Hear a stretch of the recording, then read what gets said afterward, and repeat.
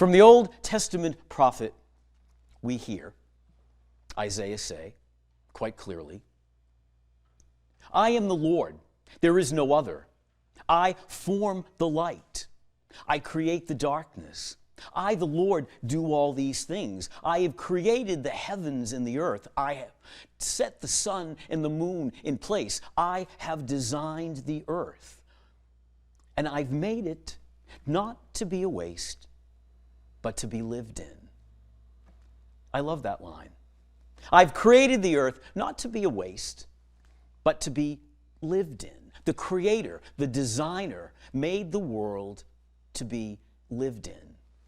And so, if your house looks like it's lived in, you're trying your best to be like Him.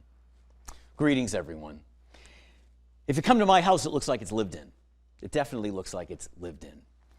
And if you walk in now, because of a few days ago, having a few moments to put something together, you will walk into my lived-in living room and see a Christmas tree, a pre-lit Christmas tree put together by me. Now, I have to tell you that for the past 4 years, I've tried to put together the pre-lit Christmas tree, and I pull out all the parts, and I've got branches all around me, and I try to put them together, and I just can't do it. For some reason, I just can't do it. It never works. And I always end up falling on the mercy of someone else. However, this past year, I did something different. I did something very different. I got the box from the basement. I brought it upstairs. I took the pieces out of the box, and I put the tree together. I put it together. Bonnie, I don't know how, but I did. I put the tree together. And when you plugged it in, the lights went on. Now, I must confess, they weren't all in sync. Actually, Father Reed came and fixed that part of the whole deal. At any rate, I put the tree together. And I did one thing differently. I read the directions this time. You see, I must confess, I'm not a big guy for directions. You know, I buy things, I pull them out of the box, I look at them and I say, I can do this.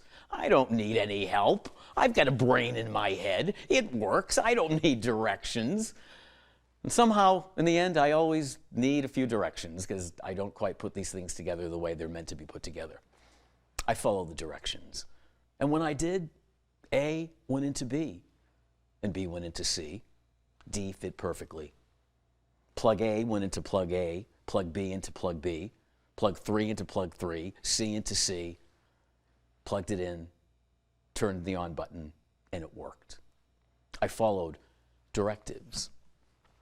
My friends, of all of the seasons of the church year that you and I are given as gift by our God, Advent is about following His directives. His.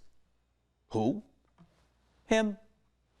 The God, the maker of the world, who knows us so well because He designed us. He wired us. He put us together.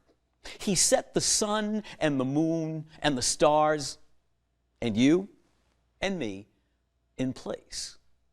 He knows how His grand design is meant to work. He knows what will make you happy. He knows that you and I work best when we follow His directions, when we follow His directives to remember Him. Remember, He is the God who made the universe, which means no obstacle that might be in your life right now, at this moment, no problem that might be in your life right now is bigger than Him. What is bigger than He who designed the sun and the stars and the moon and put them in place?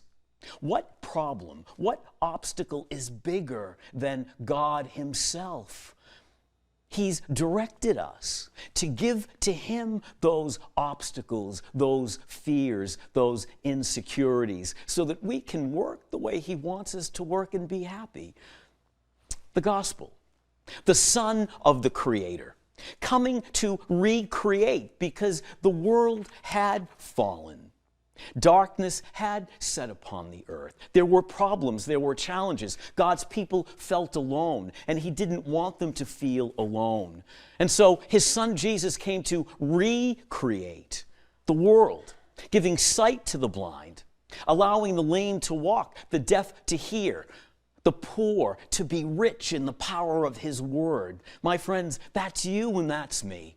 What we are reminded of this third week of Advent is that God sent Jesus Christ to give us what we need when we needed it. Sometimes we need to have a little bit of our eyesight restored so that we can see with the eyes of faith, and he does. Sometimes we need to have our ears open to the power of his word and presence, and he does. Sometimes we need a helping hand because we have fallen. Our challenges have knocked us over, and he's there to extend his hand to help us up. That's what our faith is about. And my friends, when we follow those directives, there's nothing that we won't be able to see. When we follow those directives, there's nothing we won't be able to hear. When we follow those directives, every single time we fall, his mercy is there to help pick us up. That's who we are. That's what we're called to believe.